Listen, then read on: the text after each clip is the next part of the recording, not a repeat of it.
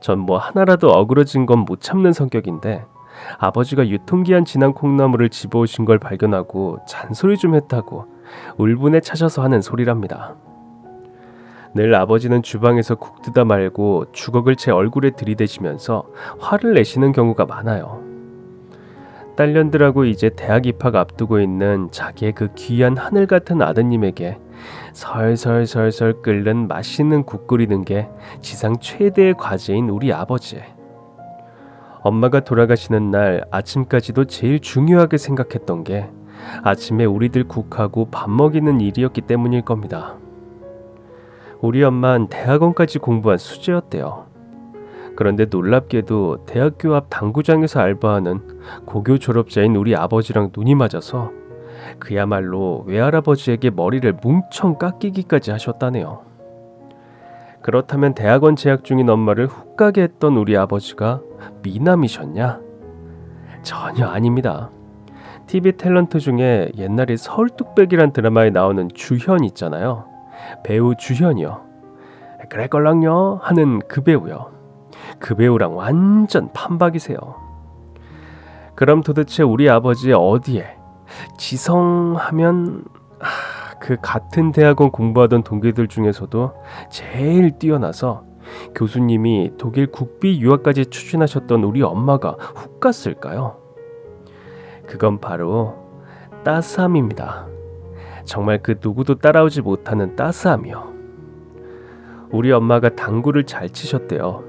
그것도 다 머리로 하는 거라 우리 엄마가 학교 앞 당구장에서 죽치고 사셨는데 하루는 거기 난로가 연통이 막혀서 발만 동동 구르고 있던 12월 초 한파였는데 우리 아버지가 글쎄 자기 장갑을요 목장갑을 벗어가지고 뒤집어서 엄마 발에 끼워주더래요.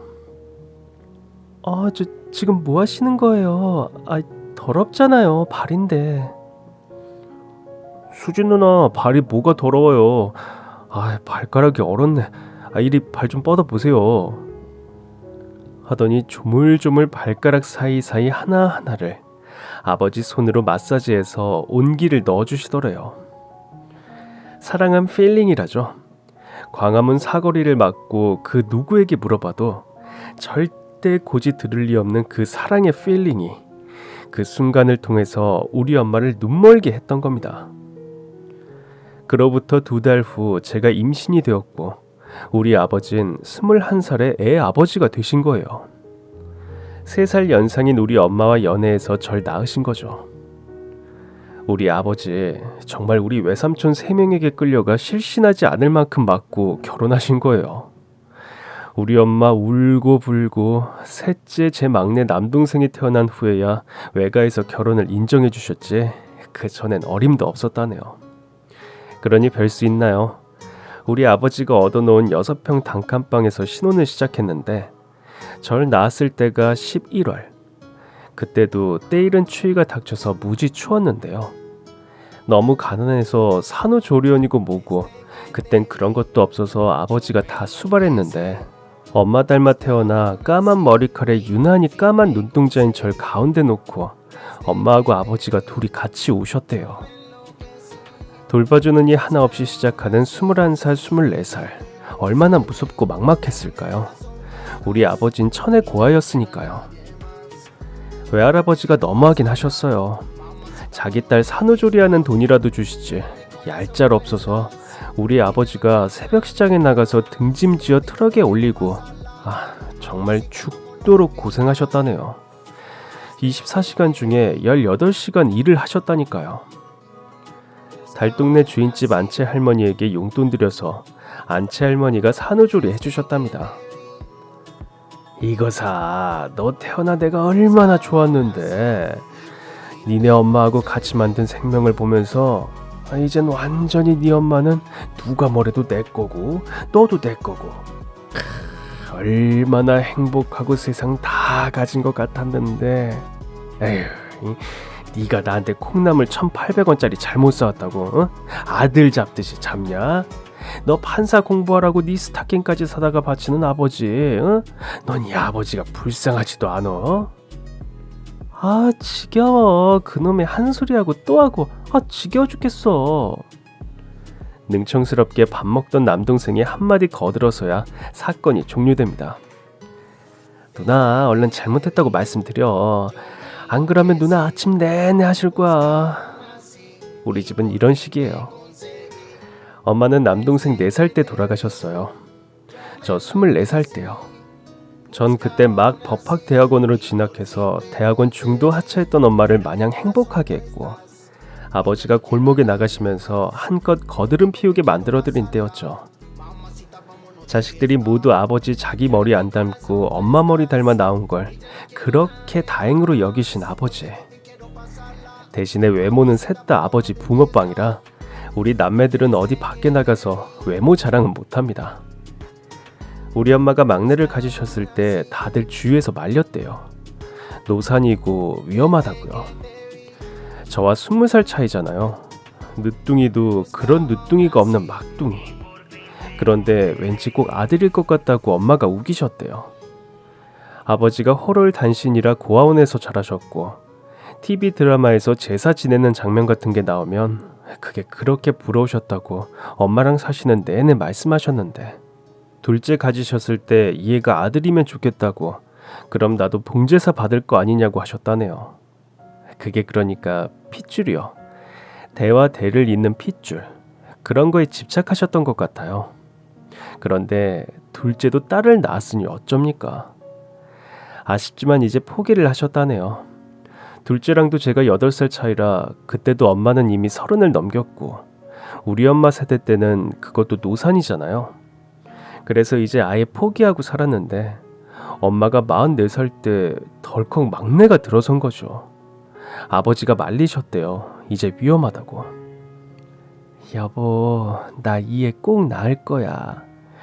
얘가 내 느낌에 꼭 아들 같아. 노는 게 틀려.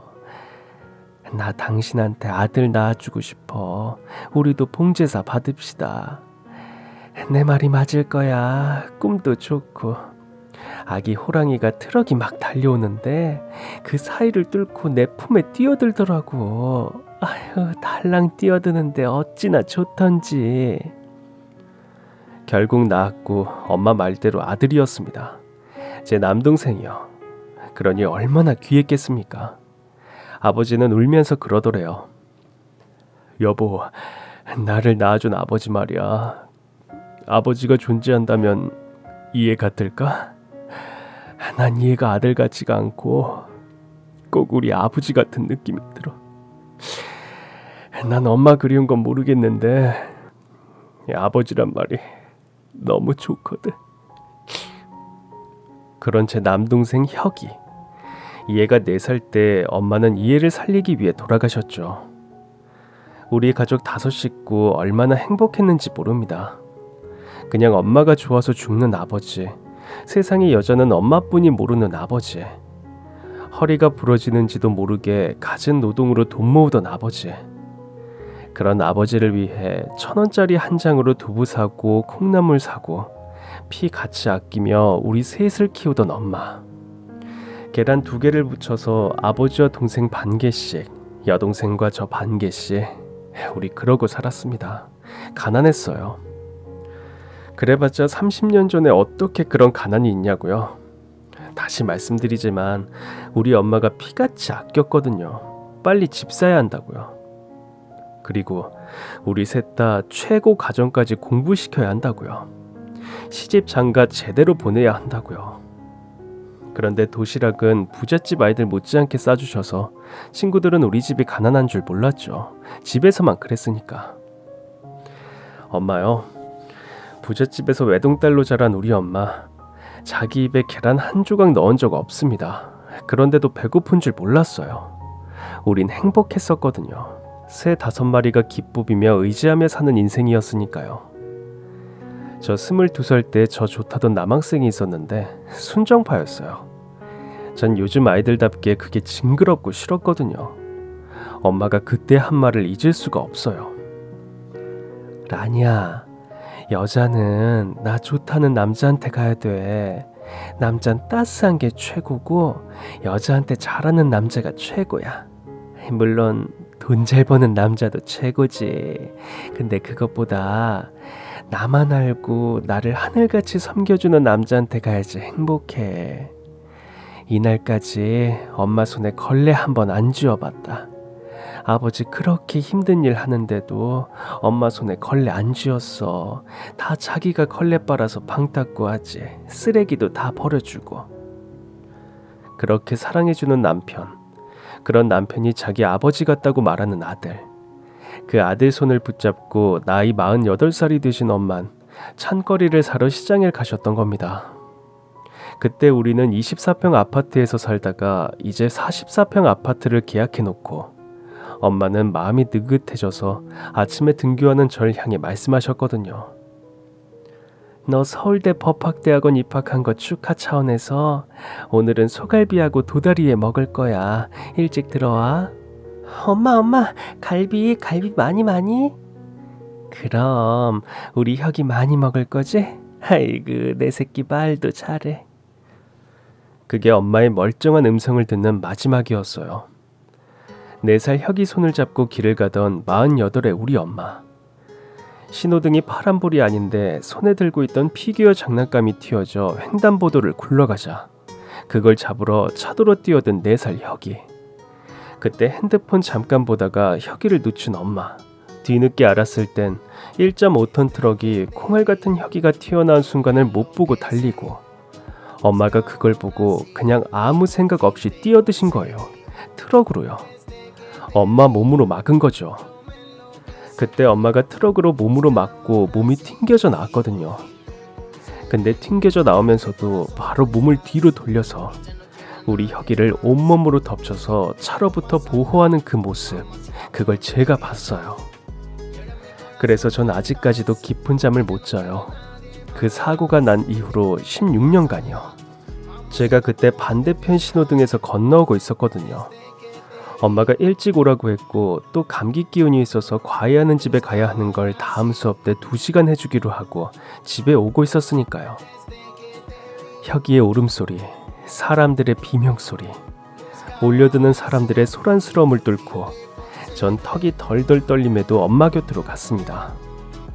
엄마는 몸이 거의 다 부서져 있었고요. 트럭이 제어를 잘 못하고 엄마 몸으로 바퀴가 올라갔거든요.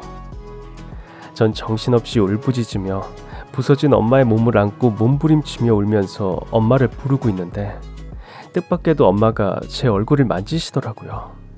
눈은 이미 감겼고요. 엄마, 왜 엄마 나 여기 있어? 엄마 왜? 엄마 말해봐. 엄마 사랑해. 엄마 사랑해. 끊어질 듯하면서 이어지는 엄마의 목소리. 라니야. 엄마 사랑해. 엄마. 라니야. 동생들 부탁할게. 아빠도 잘 부탁하고. 여기 피조개 알러지 있어. 피조개 먹이면 안 돼. 라니야. 판사 꼭. 엄마의 두 손은 피투성이인데 엄마의 두 손을 부여잡고 전 엄마 손바닥에 마구 뽀뽀를 했습니다. 엄마는 제 뽀뽀를 받으면서 숨을 거두셨고요. 근데 숨 거두신 다음에 보니까 감겼던 눈이 왼쪽만 떠져 있는데 혁이 쪽을 보고 있더라고요. 엄마의 뻗은 왼팔의 손이 혁이의 허리춤에 가 있는데 혁이의 바지가 반이 내려가서 팬티가 다 보이는 걸 그걸 올려주고 싶으셨던 것 같아요. 저 24살, 여동생 16살, 혁이가 4살 때 일이었습니다. 아버지의 금쪽 같은 아들을 살리시려고 엄마가 몸으로 보호해주고 돌아가신 겁니다. 엄마가 혁이 가지셨을 때 태몽이 트럭을 피해서 새끼 호랑이가 품으로 뛰어들었다더니 이렇게 돌아가시려고 그런 태몽을 꾸신 걸까요? 어쨌든 전 그때 알았어요. 새끼를 위해선 대신 죽어줄 수도 있는 게 엄마라는 사람들이란 걸요. 우리 아버진 울지 않으시더군요. 그런데요, 차라리 우시는 게 나아 보였을 겁니다. 아버지는 울지 않으시고 빈소에 서서 사람들 맞으시며 장례를 치르시는데요. 그 정경을 여기다는 다 못 줬겠네요. 조문객들 말씀하시는 게 한결같았어요. 저게 사람의 얼굴이야? 우는 사람이 더 낫지 않겠어? 에휴. 그때부터 시작된 우리 네 식구의 깃부빔이었습니다. 옹기종기 모여앉은 5마리의 새들처럼 다섯이서 깃 부비고 살다가 4마리 새가 되어 깃 부비며 살았습니다. 엄마 없는 하늘 아래에서요. 아버지는 우리 새도 없으면 세상에 가족이 없는 사람이거든요. 아버지는 우리를 등대 삼아 살아오신 거나 마찬가지입니다. 아버지가 허구한 날 생색처럼 하시는 말씀대로 딸년들 생리대까지 박스로 사다가 쟁여두시며 저희를 돌보셨죠. 그 말이 아마 많은 걸 시사할 거예요. 생리대까지 사다가 바쳤다. 거기다 아들 혁이에 대한 건 남다르셨습니다. 우리 2딸이 아버지 마음에 안 드는 무슨 짓을 해도 용서하셨는데 딱 한 가지, 혁이에게 함부로 하는 건 안 참으시더라고요. 엄마의 생명이 깃든 혁이니까요. 사고 후 보험회사의 돈을 받고 아버지는 그 돈으로 아웃도어 매장을 차리셨어요. 돈이 적으니 많으니 일절 말씀 없으셨고 일을 무신 거죠. 그 돈이 엄마의 목숨값이란 생각을 하면 그 돈 못 쓰니까 목표는 우리 셋을 잘 키워내겠다는 그거 하나신 겁니다. 우리 동네가 약간 외곽지대인데 그 동네 3층짜리로 크게 가게를 내셨어요. 3층 건물에서 축구, 골프 용품점과 동시에 아웃도어 옷을 파셨습니다. 그때까지 아버지는 도배일을 하고 다니셨거든요. 도배장이 21년의 역사였죠. 엄마 돌아가시고 통장을 보니 세상에 16년 전에 44평 9억짜리 집을 사서 들어가게 완부를 하고도 1억 7천이 있더래요. 여기저기 부은 각 보험금, 연금 같은 것도 있는데요. 보험금과 1억 7천에서 7천을 빼서 그 매장을 차리신 아버지는 자신의 모든 걸 거기에 쏟아부어 오늘에 이르신 겁니다.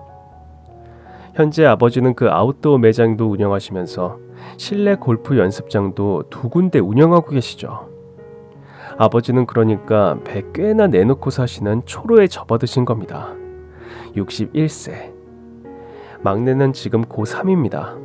서울대 입학은 따놓은 당상이죠. 우리 막내가요. 착하고 공부 잘하고 다 마음에 드는데요.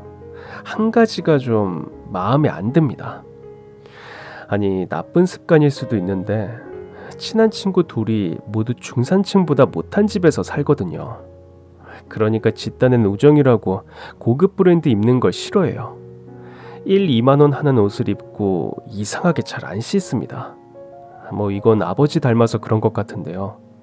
엄마가 아버지에게 질색하는 게 하나 있는데 아침에 머리 안 감고 출근하는 걸 그렇게 싫어하시고 난리를 피셨는데도 잘 안 고쳐지셨대요.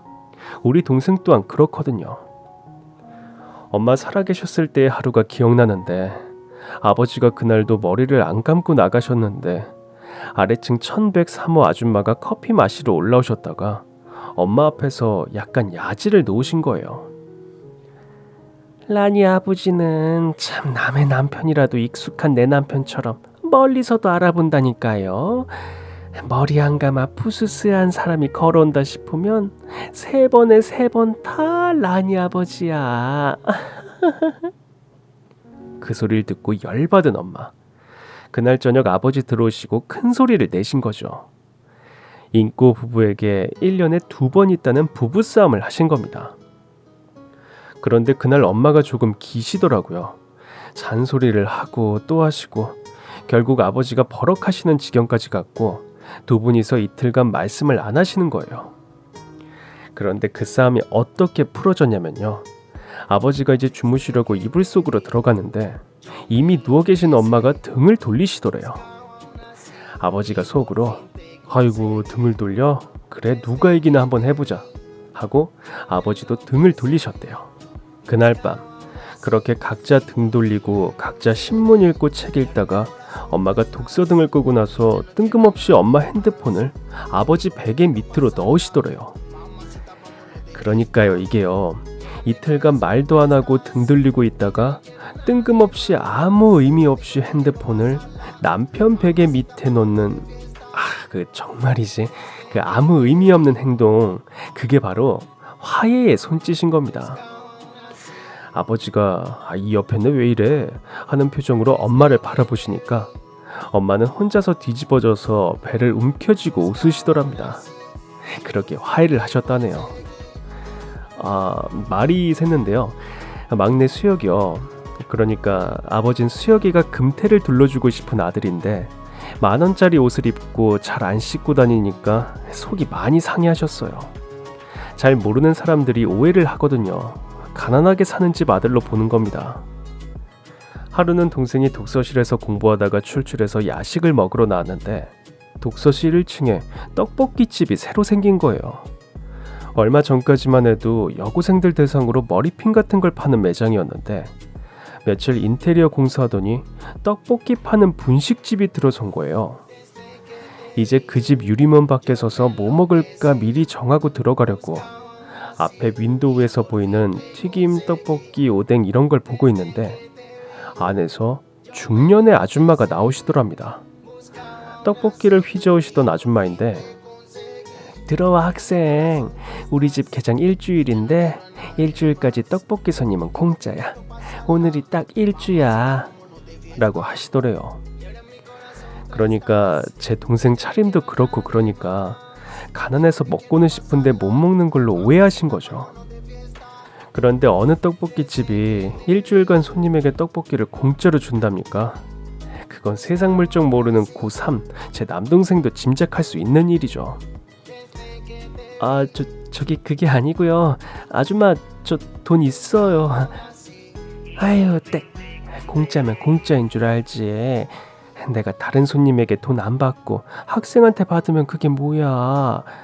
그건 시소에 올려놔도 양쪽에다가 두루 안 맞는 일이야. 이럴 땐 보통 형평성에 안 맞는다 이런 말을 쓰는 거 아닌가요?